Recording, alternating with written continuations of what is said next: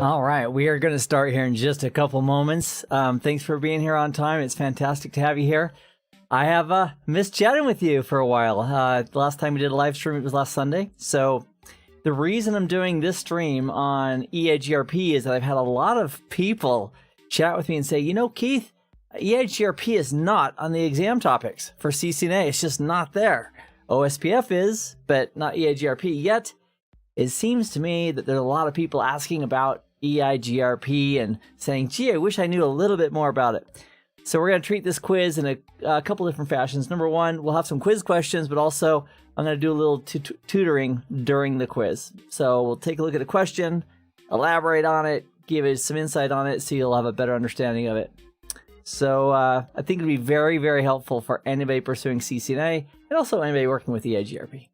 So we'll start here in just a moment. And again, thanks for joining me for a few minutes today. It's great for our paths to cross.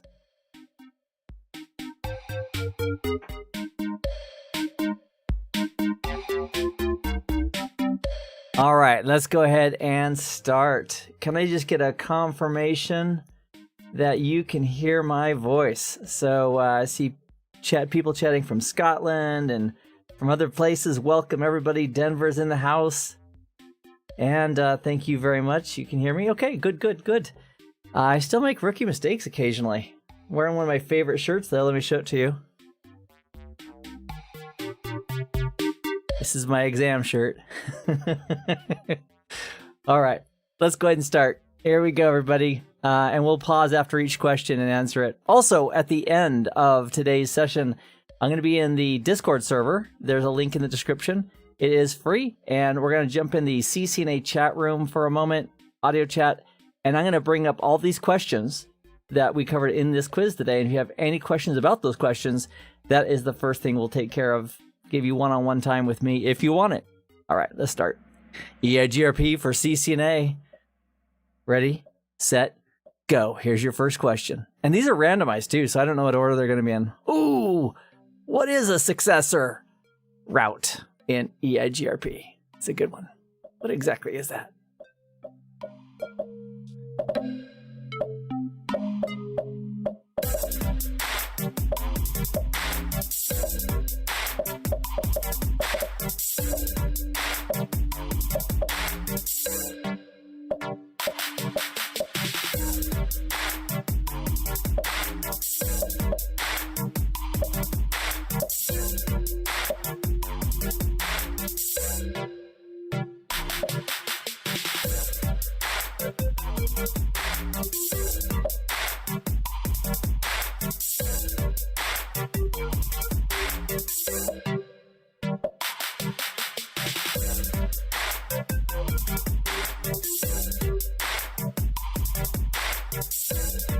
And Zia, I see your text chat in the comments. Perfect. You are right on. A successor route. This one sounds like what it is. It's a successor route. It's a winner. If you succeed at something, you win. And that's what a winning route is. And that's what they call it in the world of Eigrp. In fact, you know what? Let's have a little fun with this. Let me bring up this. This is great stuff right here. So I'm running a terminal emulator. This is secure CRT. Any terminal emulator will do in a pinch, however. And I currently have it set up so I can send a command here and it'll go to all four routers. So I have four routers. They're all connected to each other. And let me just press enter a few times down here. Just to make sure I'm at the great. I'm in privileged mode on each of these devices. And let's do a config T, router, Eigrp1. Now there's a couple different ways of doing Eigrp. There's named Eigrp and address families and all kinds of cool stuff. But because CCNA really doesn't focus on Eigrp, we'll save the whole discussion for all the options for Eigrp or NP level. Come see me in Encore and in RC. We'll cover all that stuff. But this is how we configure like old school router Eigrp.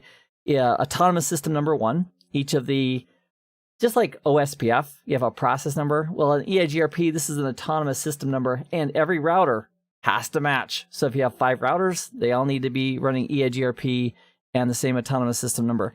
And the way you add all the routes in is you put in network and then 0000. And I'm going to add no auto summary because I'm the AUTO.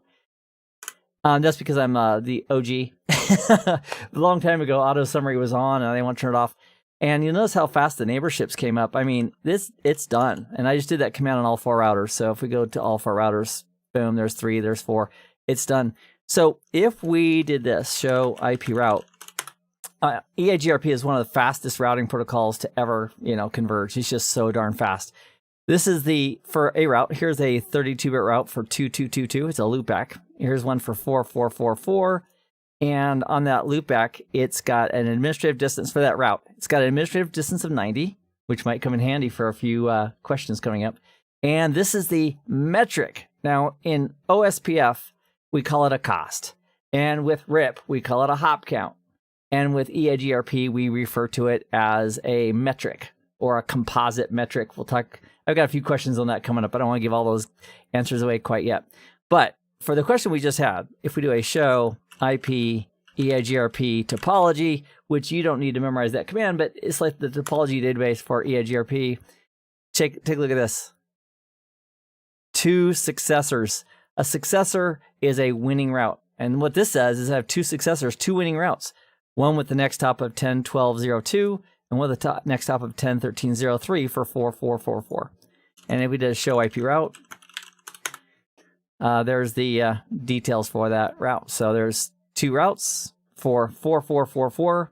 They both have the same AD because they're both coming from Eigrp. They both have the exact same metric. I wanted to say cost, but metric. And those are the next hops involved. Hey, I have a question for you. Regarding the size of this, I have 2 options. One is I could do it this size, or I could do this and resize this screen. So let me go ahead and resize this. I just want your opinion of which one is better for you as far as visibility. So we'll call this B. Do you like B better? Or let's go to A here in a moment. Or do you like A better? So A is this one right here. B was the previous one. And I'll just take a moment and get your feedback on which one you would prefer, because we're going to be in the CLI quite a bit as we follow up on these questions. Okay, and I have a few votes coming in. Wow, it's mixed. Either, okay, A, B, A, B is better, A. Okay, here's what I'll do. I think I will go, this is going to be a tiny bit better. The resolution won't be quite as good, but it'll be bigger on your screens. So I'm going to go ahead and use B. Thank you very much for your feedback. I want to make sure this experience is great for you and you can see everything. Okay, fantastic. So going back to this question, what is a successor route? It's a win. That's what it is. It's a route that won. And at the top of the podium, we've got Joyful Duck. No wonder Joyful Duck's so joyful. Top of the podium. Nice work. Oh, and I need to go back to this screen. All right. I'm going to keep an eye on my feedback monitor so I can give you all the benefit of both worlds. So for demos, I'll go small like that. And for the actual screen, I'll go like this. All right. Next question, 2 of 7. What is a feasible successor? Oh, no. Oh, no. Now, I've touched on this in a couple of videos in the CCNA playlist here on YouTube. If you're brand new to this, you've got a 25% chance of getting it right. And if you don't know what it is, you're about to learn about it right after this question times out.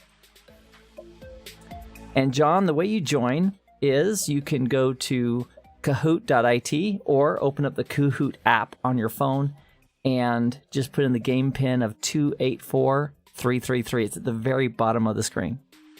We'd love to have you participate. And Umair's asking, is that equal cost load balancing on that last one? It is, because those 2 routes have the exact same metric or cost.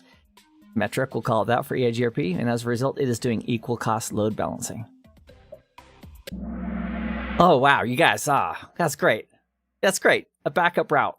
A feasible successor in Eigrp is indeed like a backup route. It's a route that wasn't the winner, but it was good enough because of something called the feasibility condition that if the primary route dropped out, it would go ahead and win. So I think what I'd like to do is show you that. I think I can make that happen. We have the technology. So let's take a look right now, show IP Eigrp topology, and let's just peek at this route right here. This is the 4444 32-bit route. Currently, here is the metric. So the metric based on going through path A through dot 2 and the path through dot 3 is the same. So as a result, it's got both of those routes in its routing table because they're both equally good. The metric was compared. Now, how do we make that worse? What we can do, let me bring up the topology if I can find it here. Oh, by the way, if I haven't mentioned it, it's so good to hang out with everybody for a moment here. Thank you very much for being here. Let me grab this real quick. And let me bring my monitor back up so I can see that. All right. Oh, so close, Keith, so close. Oh, here we go. Okay, I'll keep this on the screen this time. So what's happening, let me get my pen out too. What's happening here is that from R1's perspective, I've got a loop back of 4, 4, 4, 4, a 32-bit route that's hanging off. It's a loop back on R4. So from R1's perspective, it says, wow, I can get there this way and this way. I learned that via Eigrp. Now, there's a question coming up, and I don't want to give away all the answers, but I'll tell you one thing. One of the factors that goes into the metric for Eigrp is the bandwidth. So on this, it's the lowest bandwidth in the path, and also delay. So when R1's making its decisions, it's really taking those two factors and running this calculation and dividing it by 256, and I'll show you that calculation here in a moment. But it's using these two primary factors by default for its metric calculation about how to get there. So if it currently believes it has two equal cost paths, we could go to gig 00, and we could lie. We could say, hey, you know what? By default, that gigabit interface has like a delay of 10 microseconds. We could make it bigger. And because that's part of the factor that uses it in this composite metric for Eigrp, we could actually change R1's attitude about that route not being quite as good as the route down through R3. Take a look. So let's do this together. So we'll make those changes. So I'm just going to go to interface gig 00. We'll take a look at what it is, which is a great technique, by the way. Fantastic technique. Before we start hacking and changing and modifying, find out what the situation is first, then make the changes. So let me hide that pen for a moment. And let's go back to the CLI. I will bring it up. I thought I'd bring it up. Here we go. Bonk. There it is. All right, so currently we have two equal cost routes, two successors in the routing table. Go to config T and interface gig 00, and we'll look at it first. Do a show interface gig 0/0. So there's a lot of output here. I agree. I know. I get it. It's like, well, there's so much data. The secret is just take one piece at a time. Like if somebody hands you a whole encyclopedia, just look at the part that's relevant to you. And that way you don't have to say, oh, I'm overwhelmed by this encyclopedia. Yeah, let's just look at the details. So the details I want us to look at right here are this guy. This is a command show interface gig 00. And it says that the delay is 10 microseconds. And there's a default for that delay based on the type of interface it is. Serial is going to have a much bigger delay than gigabit Ethernet, for example. So it knows it's gigabit Ethernet. It knows that it believes there's a 10 microsecond delay. And what we can do is we can just change it. So I'm in interface configuration. I'll verify that real quick. For gig 00, and we'll just say delay. And we'll use a question mark because that's what CCIEs do. Okay, delay in tens of microseconds.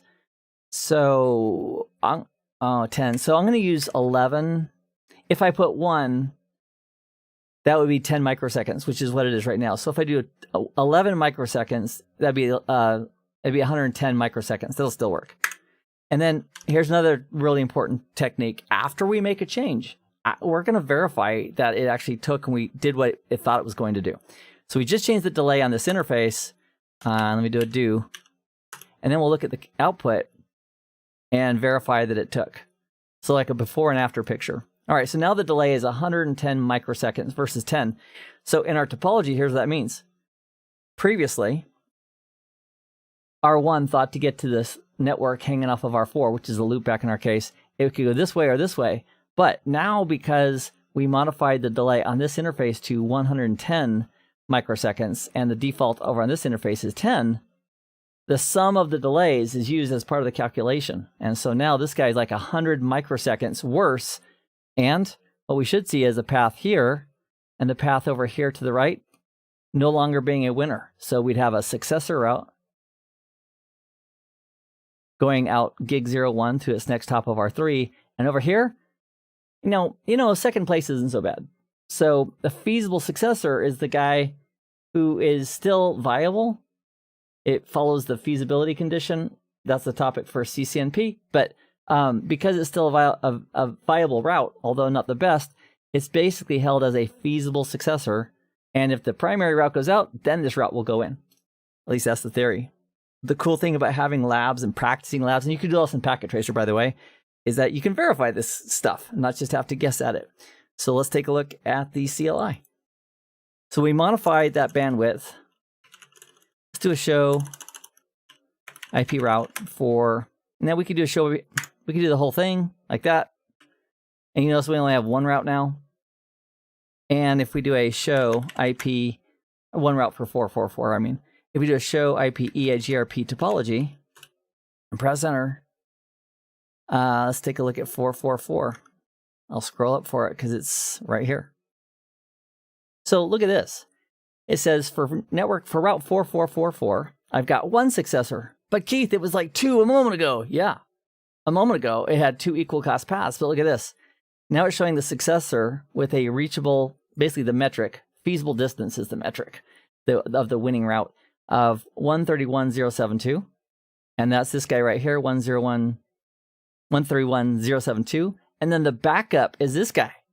So this guy has a slightly worse metric. And that's why this route through 10.12.0.2, that's when we just tweak the delay on, is not quite as good. But it is still a feasible successor, meaning if that primary route goes away out of gig 0/1, this guy would kick in. And we can verify that too. Easy, so easy. So show IP interface brief to make sure we're on the right interface.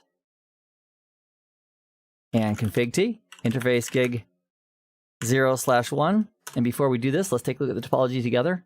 So we're going to shut down this interface right here, gig 0/1. And as a result, that feasible successor is now going to be the best route. And we will have a route, or should have a route, out gig 00 with R2 as the next hop. Let's verify that. So we'll do a shutdown. And we'll do a show IP route for, we'll just do 4444. That'll work.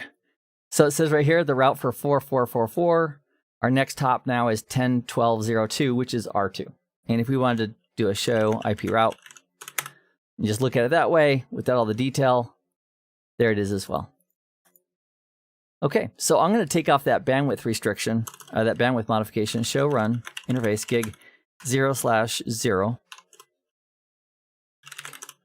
interface gig 0/0, and we'll do a no. And we'll copy and paste that. Now, a lot of times people think, well, I can just type it in.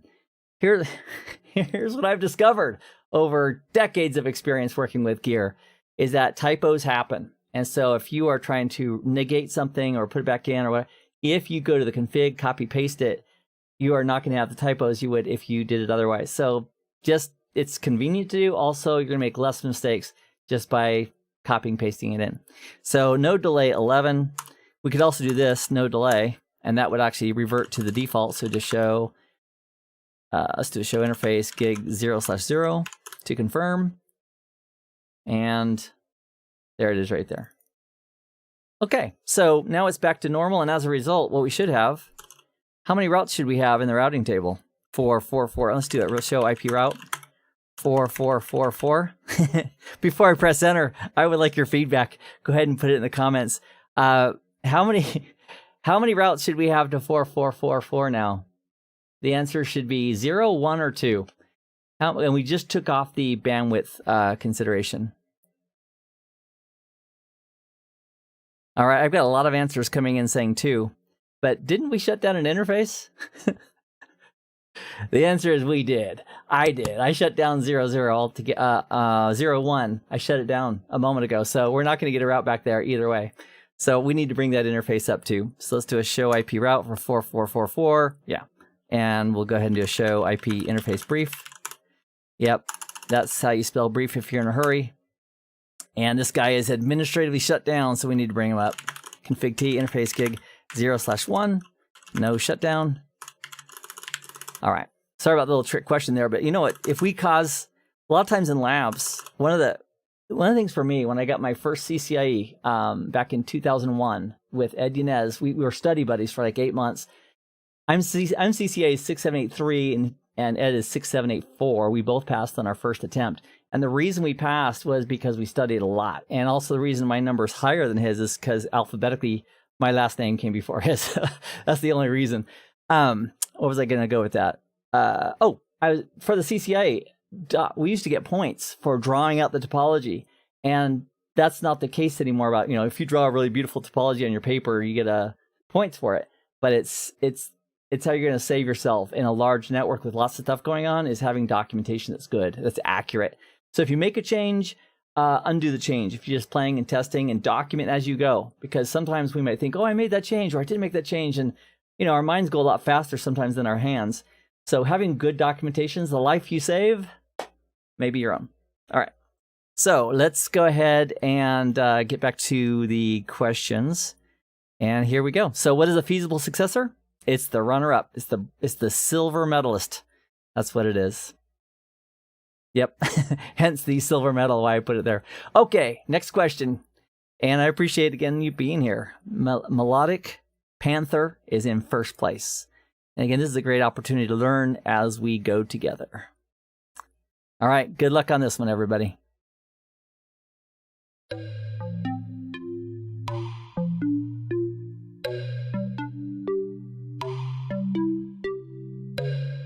Yep, thanks for the heads up on the screen, Nicholas and Senshi and Kitty Meow. Thank you.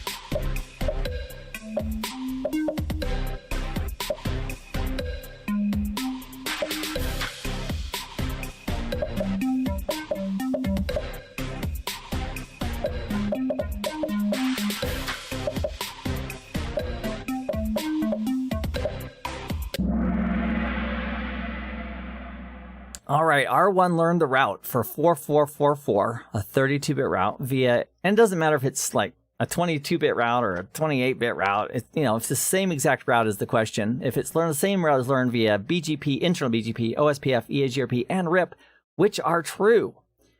Let's take red first. Red says external BGP is AD of 200, and an external BGP, I think, is 20. It's a really good one, so it's not 200. Internal is 200. The green answer, which is also not correct, block size is 16. If you are not yet familiar with block size and why that matters, come check out Subnet Saturdays and become a Subnet ninja in just a matter of a couple weeks by taking like 1 or 2 videos a week and enjoying those. So installed route would have an AD of 90 because EAGRP route, that route would win. And the second best administrative distance would be OSPF, which is an administrative distance of 110. That is true. That is true. You know what we got to do? We got to go ahead and verify that just to, as a group, just to make sure we're on the same sheet of music. So back we go to this guy. I think we have EAGRP running. This is sending the commands to all routers. I'm just going to check that real quick. Bonk, bonk, bonk. Yep. All right. So what I typed down here in the command, I just right-clicked and said, send commands to all windows, and that's what it's doing. So we'll do a no router EAGRP1. All right, and now I've got EAGRP not running anywhere. All right, let's do this. Let's configure RIP, config T. Like, what, Keith, you're gonna configure RIP? Yes, I am. Config T, we're already there, router RIP. And every time I type that, I think of George Jetson. They have a dog named Astro. Router RIP, George. Okay, router RIP, and then we'll do network 0000 and no auto summary. And now RIP is running on the entire network. And fantastic, all 4 routers. So if we go to router 1, let me just exit out of here. So show IP route. And you notice we have a whole bunch of RIP learned routes. And, oh, bummer. Okay, see how it says, see how it says that we have the 2 network with a /8? The reason for that is totally my fault, because what I did was I turned on RIP, I enabled it for all interfaces, and then I did the no auto summary after.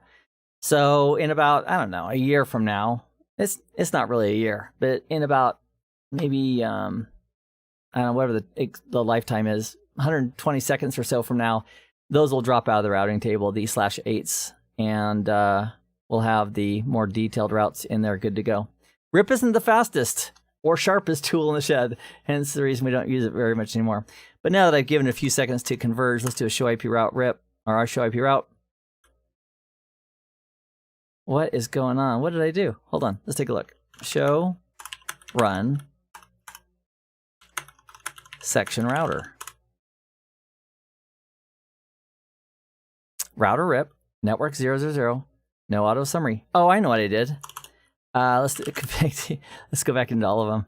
Config T, router RIP, version 2. That's also not a bad idea. All right. So if we want this to converge as fast as possible, we could do config T, no router RIP, router RIP, version 2, no auto summary, and then add everything in that order. All right. There we go. I was like, why am I getting /8s? RIP really loves to, by default, RIP version 1, do summarization to classful boundaries, which we don't use too much anymore. Show IP route.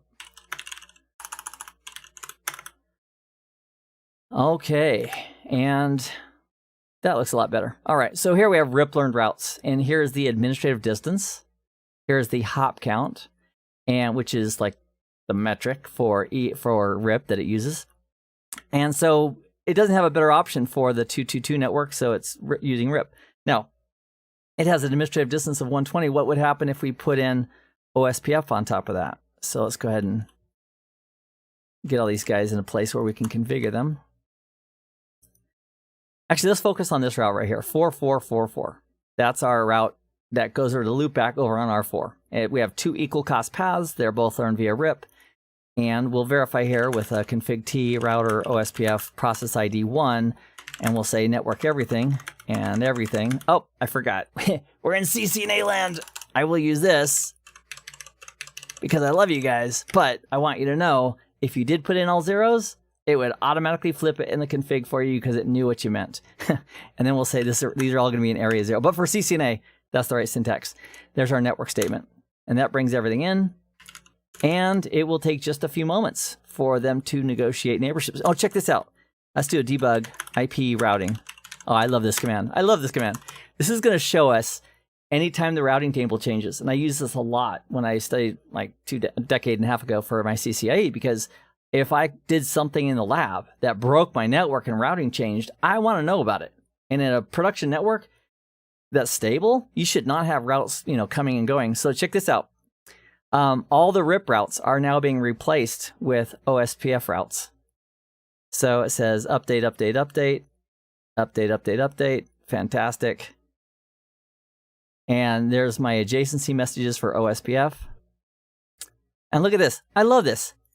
Closer administrative distance for 1034, flushing one route, meaning it got rid of the RIP route and it replaced it with OSPF because of the closer administrative distance. I love it. I love it. I love it. I love it. All right, so now that the network is converged, if we do a show, I'll just do it up here. Show IP route. Here, now all of our RIP routes are gone, and we have OSPF. Let's focus on 444. We have 2 equal cost paths. We have the 110 is the administrative distance for OSPF. Let me turn off debugging. Undebug all, please. All right, then we'll do a show IP route. And yes, I am using Secure CRT in this. By the way, I have, I buy a license for Secure CRT. If I have like a 3-year license and I renew it, It is just a you don't have to. You can get PuTTY or MOBA Xterm. There's a lot of other good ones as well, but this has a lot of really cool features, including just mass commands to all devices, which is convenient. All right, so here's our route to 4444. Here is the administrative distance of OSPF, and it has its cost, which in OSPF is based on the cost of the links towards that final destination. All right, and we can see, So is the RIP still functioning in the background? It is. RIP is still running, but RIP has a worse AD, and so because the exact same route was being presented by OSPF with a better, meaning lower, AD, administrative distance, it put the OSPF routes in the routing table, and the RIP routes are just simply not being used. Okay, one last trick here. Let's go ahead and just do this. Config T, router, Eigrp, autonomous system number 1. Again, I'm sending this to all routers simultaneously, and we'll say no auto summary, although I think it's off in the current versions of iOS, and then we'll do a network. That basically brings in all interfaces are now participating in Eigrp. Convergence has happened. We'll type in end, and let's do a show IP route. And there's no there's no RIP routes. There's no OSPF routes. All we have now is the Eigrp learned routes because of a better, lower administrative distance. And there is the composite metric, which in that calculation goes the two primary factors of bandwidth, which means the lowest bandwidth in the path. And I'll show you what I mean there. I'll show you what I mean there with this guy. With this. So as Eigrp is calculating, from start here, go to here, going to 4, 4, 4, 4, and let me go, what it's doing is it's calculating the lowest bandwidth in the path. So let's imagine that this is gigabit, which it is. Let's imagine this is fast Ethernet, which is 100 megabits per second, where gigabit is 1,000. And let's also imagine that this is fast Ethernet at 100 megabits per second. So as these routers are advertising to their neighbors, because it really is a distance vector routing protocol, all they really know is what their neighbors told them. R4 says, hey, here's the bandwidth, the lowest bandwidth to get to 444 in the path, and here's the current delay as far as the interface delay is added up. So when R2 gets that, R2 is going to advertise that information, like from his point of view, they call it the advertised distance. He's going to report, hey, the slowest bandwidth in the path is 1 gigabit, and adding my delays that I have on my interfaces, or my interface, I'm going to go ahead and advertise what the delay is. And then router A says, oh, okay, well, you're telling me the lowest link in the path is a gigabit, but I'm connected over fast Ethernet, so I'm going to lower it. So if you have a 10, let me see if I'm on, if you have a 10 gig link, and your Eigrp through the network goes to a 1 gig link, and it at some point goes to a 64 kilobit link, which is really slow, like a serial link, the calculation that the router who receives that is going to take is the slowest bandwidth in the path of 64K. And that's because every router, as they propagate it, is going to propagate what the lowest that they've been told of, the lowest bandwidth in the path. So the two metrics that go into the calculation are the lowest bandwidth in the path, which is 64K in this example, and a sum of the delays. So if we have 10 microseconds here, and 10 microseconds here, and 10 microseconds here, router 1 would see it as, and then we also have the interface itself, it would see it as a total or a sum of those microseconds. So bandwidth, lowest bandwidth in the path, and the sum of the delays. Now, do you have to memorize all that? No. But just be aware that this is a composite metric that Eigrp uses. It's quite complicated, but it really boils down to two major things going into it, which is bandwidth and delay. All right. And if you have any questions on any of these, or you want to talk about Eigrp more, right after this, we'll jump into the CCNA voice chat room on Discord. And the first order of business will be to go through all these questions to see if there's anybody who says, how does that work again? Or tell me more about this. And we'll do all that first, and then we can have an open discussion about whatever else you want. All right. So that's what we're going to do. All right, so going back to this question, good job on many people are getting a lot of answers right. And here is our next question. Quick Shark is in the lead. Question 4 of 7. When will RIP, a RIP route, be used instead of an Eigrp route? It's a good question.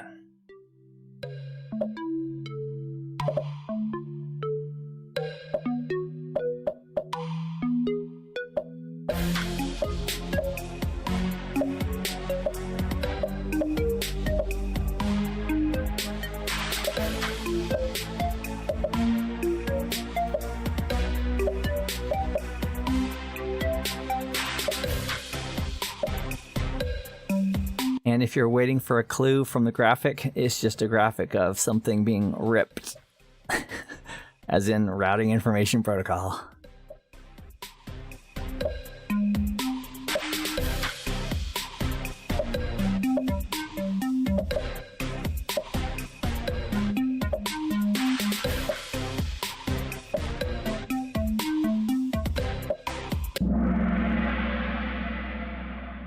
All right, well, 16 of you nailed it. When will a RIP route be used instead of an Eigrp route? But wait, Keith, I thought you said that, like, the longest match always wins. Yeah. So routes have to win twice. If you need to brush up on this topic, there's a video in the CCNA playlist called Why Routes Have to Win Twice. And the reason they have to win twice is they have to get into the routing table. Like, oh, winner's table, good, I got here. And that's based on AD. So if you have multiple sources advertising a route, the one with the best AD, or if there's multiple for equal cost paths, they're going to make it into the routing table. Now, once they're there, they're already in the routing table. Now, which one's going to be used? And when a packet comes in, it's based on the longest match. So if RIP has a longer, like a 28-bit match versus a 27-bit match from Eigrp or something else, the longest match always, unless you're doing policy-based routing, always is going to win. So I wanted to bring that up as a reminder. And if you need to brush up on that concept, that video is a winner. So I would encourage you to check out that video. Again, it's called Why Routes Have to Win Twice. It's a good one. I think you'll like it. So that is the correct answer when it has a longer match. So the answer of always or never, those are tough. Those are almost always never true. Almost. Otherwise, I'm using the word never. Okay. And here's our 5th question out of 7. Which routing protocol can do unequal cost load balancing, where you have a metric of X and a metric of X plus 2? What routing protocol can actually still load balance across those two routes, even though they're not equal?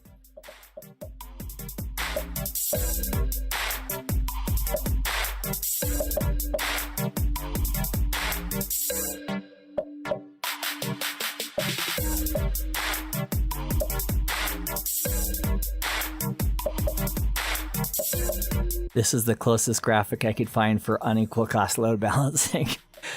And now that I think about it, the weight's got to be equal. So I did my best.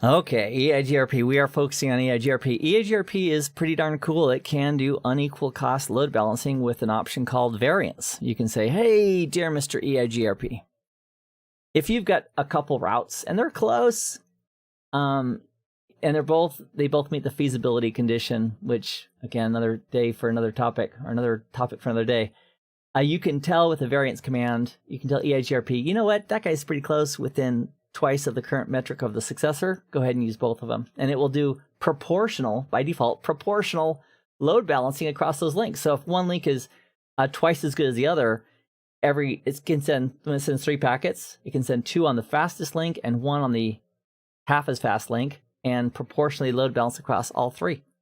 Well, sorry, across all 2 if it just has 2, but it can actually do it with multiple routes. So which routing protocol unequal cost load balancing? That is Eigrp. Come and join me in RC and the CCNP level at CBT Nuggets if you want to get more on that. We had a lot of fun creating all that. So Quick Shark is still at the top of the heap, 5,101 points. We have 2 more questions. This is the penultimate question. EIGRP just learned 2 internal routes to the same network. Which one will it use?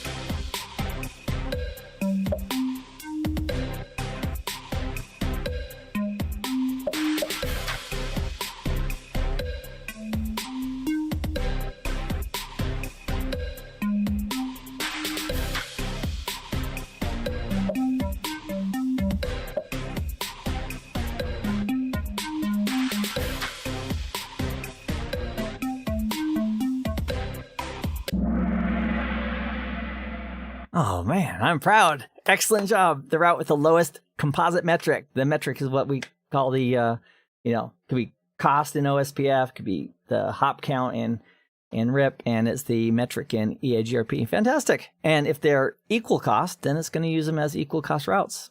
All right, way to go. All right, here's our last question. And before we do the last question, if you want to ask any specific follow-up questions, real time. So if you're watching this live, and you want to follow up on any of the questions or see them again or have me elaborate on anything that we talked about in this quiz, see me in Discord. We'll be in the CCNA chat room, and for the first 10 or 20 minutes, we will focus on your questions about anything we cover here with EIGRP. So if you want a quick tutorial on EIGRP or any specifics of it, let me know. I'll see you in Discord right after. Okay, here's our final question, and it is this. It's multiple choice, choose 2.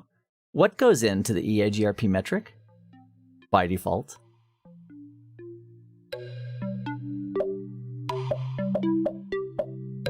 A lot of you are saying, oh, I get this. He mentioned this about 20 minutes ago.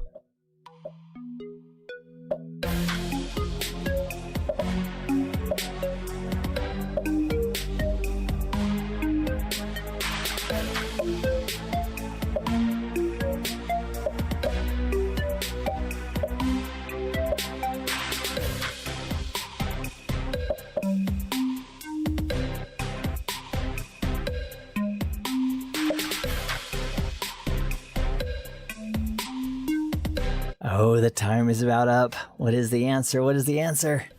Or what are the answers, rather?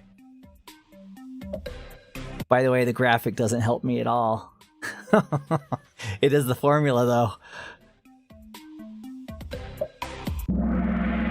All right, bandwidth and delay. I appreciate you listening. Fantastic. So the details behind EIGRP are a lot of fun. And there's something called K values, and there's 5 of them. And those K values represent what's being used as part of the metric. But by default, only the K values associated with bandwidth and delay are used. All the rest are not used. And so this full formula with all the values is rarely ever used because we're just using the parts that include bandwidth and delay. All right, I had a lot of fun, and let's see who is on the podium. My appreciation for everybody joining me for a few moments today. Arctic Bison in 3rd place, Amusing Boa in 2nd, and 1st place coming up in the spotlight, Quick Shark. All right, and if you would, let me go ahead and get some feedback for you, if you would, from your app, if you're participating that way. Also, on this screen, it shows me the percentage of correct answers and also the toughest questions, which is very, very handy. Oh, you know what? After you provide your feedback, let me share with you what the most difficult questions across the board were. I'll click on this button here in just a moment. And, okay, fantastic. And here are the difficult questions. These are the 2 toughest questions. When will a RIP route be used instead of an EIGRP route? And the answer to that was that 20% of you got correct. Good job on that. Was when it's a better match. If it's in the routing table and it's a longer match for the destination IP address, it's going to be used. And the best way to figure that out is it's basically a subnetting question. based on this route, what is the range for IP addresses in that route? Which is also the same question as, what is the range of addresses for a given subnet? Same exact question. Check out Subnet Saturdays. That playlist will help you. I can't tell you enough how many people have just told me, oh my gosh, I went through Subnet Saturdays, which is that playlist on YouTube, on your channel, and I went through it and I didn't believe I was going to be able to do all this stuff, but now I can do it in my sleep. Well, maybe not in my sleep. Maybe I'm paraphrasing there, but they can do it every time if they need to. All right, and the second toughest question, router 1 learns the route 4444 via all these routing protocols, which are true, and the answer would be the route in the routing table would be Eigrp because it has the lowest AD of 90, and the runner-up would be OSPF, which has a default administrative distance of 110, as I had to think about that. Hey, Haveen, thank you very, very much for that sticker / super chat. That's it. I'm going to let you guys go. But if you want to hang around or ask any questions, I'm going to bring up my document that has all these questions that I just wrote this morning. I ran a little bit late today, but I wrote these this morning. I'll bring up the document inside of Discord, which is free. Just if you haven't joined yet, there's a link, and we'll be in the CCNA voice chat room. That's where we'll be hanging out. I'll bring up that document, and I'll have my pen ready, and we can talk about any specific piece you want, elaborate. The reason that I did this today on Eigrp was the blueprint does not mention, for CCNA, the blueprint does not mention Eigrp at all. But I've had a lot of people asking me questions. Hey, what? And they're asking me for specific reasons, wink, wink, about Eigrp attributes, the composite metric, the for the calculation of the metric, the administrative distance. Maybe not so much on like variance and multiple unequal cost load balancing. I threw those in just for a little spice. But if you have any questions on Eigrp, jump into the CCNA voice chat room on Discord, and we'll hang out there for a little while. Meanwhile, thanks for joining me. Let me send you out with a little music, and I'll catch you next time. Thank you.